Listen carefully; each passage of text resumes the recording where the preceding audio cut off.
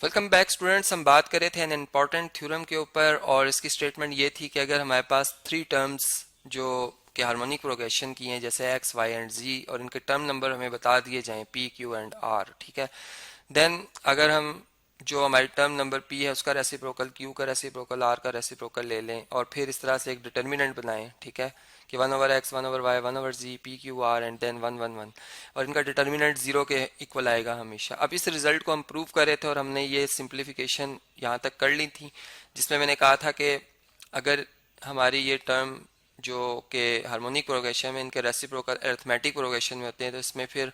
जो pith term होगी वो 1/a plus p minus 1 time D होगी, क्योंकि जनरल टर्म फार्मूला को अगर यूज़ करें तो nth टर्म हमारी होती है 1a plus n minus 1 time D. तो इसमें n को आप p एक दफ़ा q एक दफ़ा रिप्लेस कर दें तो ये टर्म्स आएंगी। और अब इनके रेसिप्रोकल्स ले लें, क्योंकि इसमें मैंने यूं बात की थी कि x जो है वो पीथ टर्म है तो इसका रेसिप्रोकल 1/x होगा, y का रेसिप्रोकल 1/y और z का 1/z। तो ये मैंने 1/x 1/y और 1/z की वैल्यू फाइंड कर ली थी और इस डिटर्मिनेंट को हम एक्सपेंड कर रहे थे और देख रहे थे कि क्या इसका जवाब हमारा जीरो आता है या नहीं। तो ये देखें 1/x की जगह ये इसकी वैल्यू मैंने यहाँ पर इंसर्ट की है, 1/y की जगह इसकी वैल्यू इंसर्ट की है, 1/z की जगह इसकी वैल्यू इंसर्ट की है और अब हम इसे सिंप्लीफाई कर रहे हैं, ठीक है। तो अब हम देखें इसमें अगर अगर मैं इस तरह से इसको एक तरतीब दे दूं, ठीक है, मैं a minus D plus P D इस तरह से लिख दूं इसे, ठीक है, और p minus R as it is रहने दूं। इसी तरीके से a minus D plus Q D लिखूं, ठीक है, और p माइनस आर बाहर एज इट इज ही है, और प्लस इसी तरह से a माइनस डी और प्लस आर डी लिखूं, ठीक है,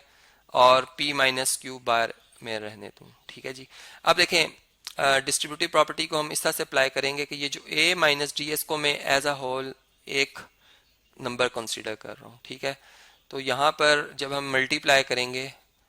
ठीक है, p माइनस क्यू को, तो वो पहले यहाँ पर a माइनस डी से मल्टीप्लाई होगा p माइनस आर, ठीक है, फिर प्लस पी डी से भी मल्टीप्लाई होगा p माइनस आर, ठीक है। बात समझ आ गई कि दोनों से डिस्ट्रीब्यूटिव प्रॉपर्टी के तहत p माइनस आर ने ये मल्टीप्लाई हुआ है, ठीक है। इसी तरह माइनस अब a माइनस डी से p माइनस आर मल्टीप्लाई हुआ, ठीक है। उसके बाद ये माइनस इंटू प्लस माइनस आएगा एक तो साइन, ठीक है। यहाँ पर मैं इस तरह से लिख भी देता हूँ, एरोस भी बना देता हूँ ताकि आपको क्लियर होती जाए बात। और फिर ये माइनस क्यू डी से मल्टीप्लाई होगा p माइनस आर, ठीक है जी। और बल्कि इसमें p माइनस आर ही है, सॉरी यहाँ पे ये q माइनस आर था, ये मुझसे यहाँ पे गलती हुई है, q माइनस आर है, इसको मैं p लिख रहा हूँ। ये बेसिकली क्या है जी, ये q है, q माइनस आर है, इसको हम करेक्ट कर लेते हैं, ठीक है। q यहाँ भी q आएगा, q माइनस आर आगे हम ठीक कर रहे हैं p माइनस आर। अब देखें इसी तरह अब ये जो p माइनस आर है ये क्या है जी, बल्कि ये देखें यहाँ भी मुझसे गलती हो रही है, ये p माइनस क्यू लिखा हुआ है, ये भी यहाँ पर गलती हो रही है, p माइनस ये q लिखा हुआ था, इसको हम लिखते हैं q, ठीक है। अब ये p माइनस क्यू जो है वो a माइनस डी से पहले मल्टीप्लाई होगा, a minus D into p minus Q, और इसी तरह से प्लस आर डी से मल्टीप्लाई होगा p माइनस क्यू, ठीक है जी। तो ये यहाँ तक हमने इसको सिंप्लीफाई किया। अब वो टर्म जिनमें के a माइनस डी आ रहा है उसे मैं एक ब्लॉक में रख रहा हूँ, इसमें भी, ठीक है, और a माइनस डी इसमें, इन तीनों टर्म में a माइनस डी आ रहा है। इनमें से अगर मैं a माइनस डी कॉमन ले लूँ, a माइनस डी, देखें यहाँ पर फिर मुझसे गलती हो रही है कि मैंने इसको q लिखा हुआ है, ये a माइनस डी है, ठीक है, a माइनस डी है। तो अगर मैं a माइनस डी कॉमन ले रहा हूँ तो यहाँ पर क्या रह जाएगा, फर्स्ट टर्म में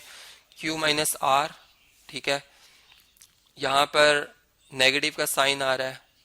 और p माइनस आर आएगा, ठीक है, और यहाँ पे पॉजिटिव का साइन आ रहा है और p माइनस क्यू आ रहा है। ये तो होगी इन टर्म में से हमने जो कॉमन लेनी थे p minus Q, sorry a minus D. अब ये जो टर्म्स रह गई हैं इनको अगर हम मल्टीप्लाई कर लें यहाँ पे अगर आप देखें तो हम इसको लिख सकते हैं पी क्यू डी, ठीक है, मतलब पी डी क्यू से मल्टीप्लाई हो रहा है और फिर माइनस पी आर डी, ठीक है, ये भी आपस में मल्टीप्लाई हो रहे हैं। इसी तरह यहाँ पे अगर आप देखें तो ये हमारे पास एक तो नेगेटिव का साइन आएगा पी क्यू डी, और प्लस का फिर साइन आएगा, चूंकि negative into negative positive sign होता है, plus Q R D, Q R D आ रहा है, ठीक है। इसी तरह यहाँ पे अगर आप देखें प्लस का साइन आएगा, एक तो पी आर डी आएगा, ठीक है, P R D,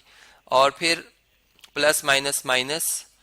Q R D, ठीक है। अब देखें इनमें वो टर्म्स जो कि अपोजिट साइन के साथ हैं और कैंसिल हो सकती हैं, जैसे P Q D positive sign के साथ है और ये P Q D negative sign के साथ, P R D negative sign के साथ है और ये P R D positive sign के साथ है, क्यू आर डी नेगेटिव, ये पॉजिटिव, ये कैंसिल हो गया, जीरो आ गया, जीरो किसी नंबर में ऐड हो वही नंबर दोबारा आता है, एडिटिव आइडेंटिटी है। यहाँ से अगर आप देखें तो a माइनस डी, ठीक है, अब ये मल्टीप्लाई होगा किससे जी,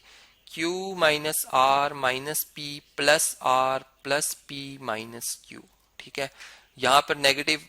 पॉजिटिव से मल्टीप्लाई, नेगेटिव साइन और नेगेटिव नेगेटिव पॉजिटिव, इसलिए ये साइन चेंज हुए हैं। अब आप अगर देखें तो q द पॉजिटिव साइन, ये negative sign cancel, R positive R negative, P negative P positive cancel,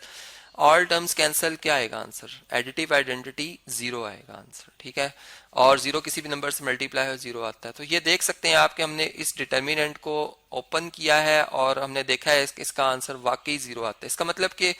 ये अब हमारे लिए एक फार्मूला बन गया है, एक शॉर्ट वे बन गया है कि हम अगर टर्म नंबर हमें पता हो या अगर टर्म नंबर नहीं पता, टर्म पता है, तो हम इस फार्मूला को अप्लाई करते हुए अगर हमारी जो टर्म्स ऑफ हार्मोनिक प्रोग्रेशन में होंगी तो हम उनके टर्म नंबर या उस टर्म ही को फाइंड कर सकते हैं अगर हमें टर्म नंबर बता दिया जाए।